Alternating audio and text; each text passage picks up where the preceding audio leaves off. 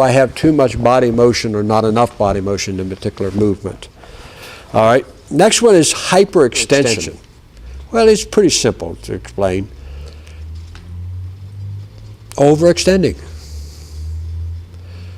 Sometimes you need to reach your max, so you really have to be flexible with the technique. Say you're up against a runner type fighter and he's right outside of you and he's got your distance. What you need to do is be able to reach a little bit further than he thinks you can reach. Because the idea for your type of fighting would be to get this man pinned in a spot, get him stopped running so I can hit him. I'll give you an example. Vernon Mason, my bantamweight kickboxing champion of the world, at that time we were training. Joe Corley calls me up from Atlanta and says, "Hey, Dan, you got anybody who can come down here and fight Tony Lopez, the lightweight world champion? The guy that's supposed to fight got injured and we can't make the card." I said, "Yeah, I've got a young boy I've been working with. He's ready to go, but he's only a bantamweight.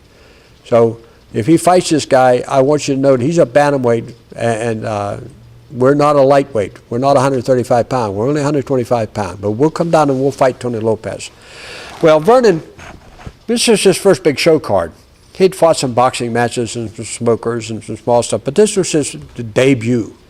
And he was down there in Atlanta, Georgia, with all these big wigs, and all the big fighters were there at ringside, and all the hoopla and everything coming out.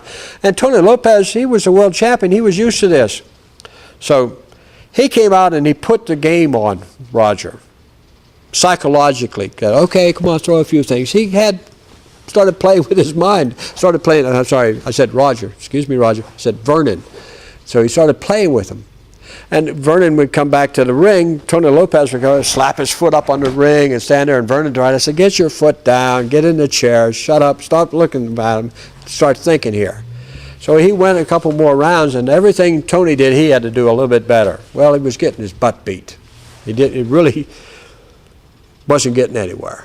I said, "Roger, this boy does not respect you at all. You need to," I'm Roger, I said again, "Vernon, this man does not respect you at all. You need to hit this man.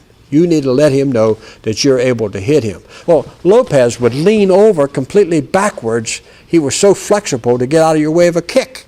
He was a very hard man to read. So I said, "Hit him with an axe kick, Vernon. Hit him with an axe kick." So he did.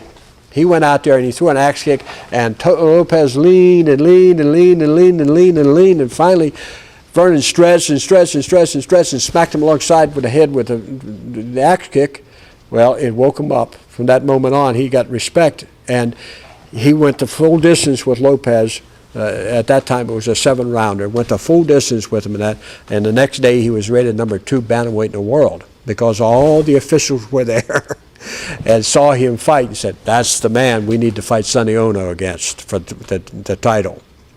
And because he used hyperextension, he had the flexibility to reach back out there another 2 or 3 inches. And sometimes in a self-defense situation or a fight situation, that's the difference of making a technique work or not, is being able to have the reach, the flexibility to make it work. Next one